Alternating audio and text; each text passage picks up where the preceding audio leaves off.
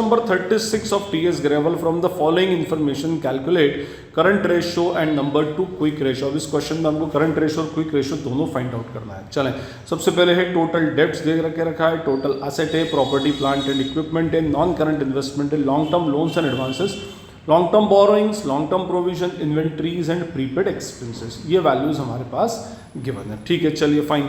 अब देखें, हमें करंट रेशो फाइंड आउट करना है और क्विक रेशो फाइंड आउट करना है। करंट रेशो का हमारा फॉर्मूला होता है current ratio is equals to current asset upon current liabilities, और क्विक रेशो का फॉर्मूला होता है quick asset upon current liabilities. और क्विक असेट क्या होती हैं? Current asset minus what? Inventory and prepaid expenses. ठीक है, ये हमारे पास सेट ऑफ फॉर्मूलाज है।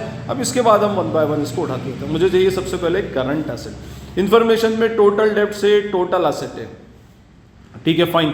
अब total property plant and equipment है, नॉन करंट असेट है, long term loans and advances है, लॉन्ग टर्म बोरोइंग से, लॉन्ग टर्म प्रोविजन है। कहीं से भी आप जाएं एसेट साइड से, लाइबिलिटी साइड से, वैल्यू आपकी इजीली कैलकुलेट हो जाएगी। तो देखिए, मैं सबसे पहले चलता हूं उसमें टोटल असेट से। ठीक है, तो टोटल असेट का मेरा जो फॉर्मूला होता है that is what? Total asset is equals to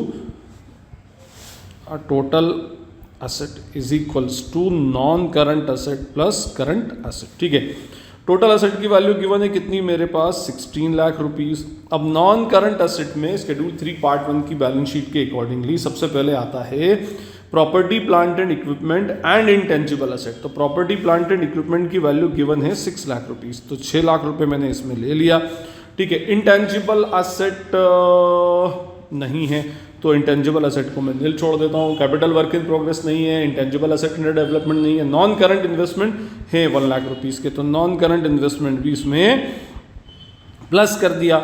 और डेफर्ड टैक्स असेट होती है long term loans and advances 1 lakh rupees का है, it is also a part of non current asset. और अदर नॉन करंट असेट में नहीं है। चलिए साहब, नो प्रॉब्लम। तो ये हो गई मेरी total non current asset. Current asset मेरे पास है नहीं, मैं उसको ऐसे ही एज इट इज़ छोड़ देता हूँ। चलिए फाइन।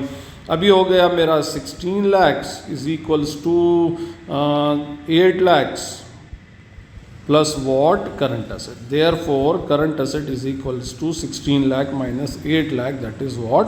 8 लैक्स। चलिए, यहाँ तक तो हमारा फंडा इसका क्लियर हो गया। चलिए, अब नीचे आता हूँ मैं, आगे बढ़े हम इसके अंदर। तो आगे के अंदर हम देखेंगे कि हमको करंट असेट तो हमारे पास आ गई। Now we have to find out what? Current liabilities.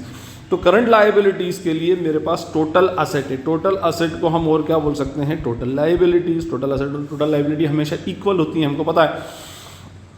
Total debts दे के रखा है, लॉन्ग टर्म, अरे सीधे निकल जाएगा इसके अंदर। तो long term borings, long term provisions दे के रखें इसमें। देखें, इसके अंदर फॉर्मूला हमारा टोटल डेब्ट्स का लगाता हूँ मैं। तो मेरा जो फॉर्मूला होगा total debts is equals to long term debts plus what? Current liabilities. और टोटल डेब्ट्स की वैल्यू मेरे पास है 12 लैक्स, 12 लाख रुपए के टोटल डेब्ट्स हैं मेरे पास। लॉन्ग टर्म डेब्ट्स में दो चीज़ें आती हैं, long term borings and long term provisions, दोनों हैं, 4 लाख और 4 लाख। तो मैंने लॉन्ग टर्म बोरिंग्स लिया 4 लाख, ठीक है, ये लॉन्ग टर्म बोरिंग्स, और लॉन्ग टर्म प्रोविजंस लिया 4 लाख रुपीज़, ठीक है, ये long term provisions plus what? Current liabilities. यह आ गया मेरे पास 12 lakhs is equals to what? 8 lakhs plus what? CL। Therefore CL is equals to 12 lakh minus what? 8 lakhs. तो ये आ गया मेरे पास आंसर इसका 4 लाख रुपीज़। तो करंट लायबिलिटीज़ 4 लैक्स।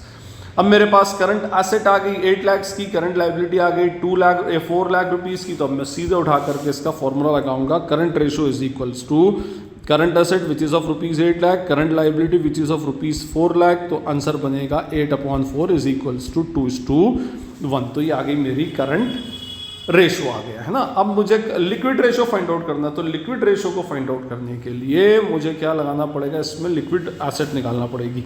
तो liquid asset is equals to current asset minus inventory and what? Prepaid expense. तो लिक्विड एसेट है नहीं, करंट एसेट मेरे पास 8 लाख रुपीज़ की है, इन्वेंट्री की वैल्यू 190 और प्रीपेड एक्सपेंस 10, तो 1,90,000 रुपीज़ की इन्वेंट्री ले ली, प्रीपेड एक्सपेंस 10,000 रुपीज़ का ले लिया।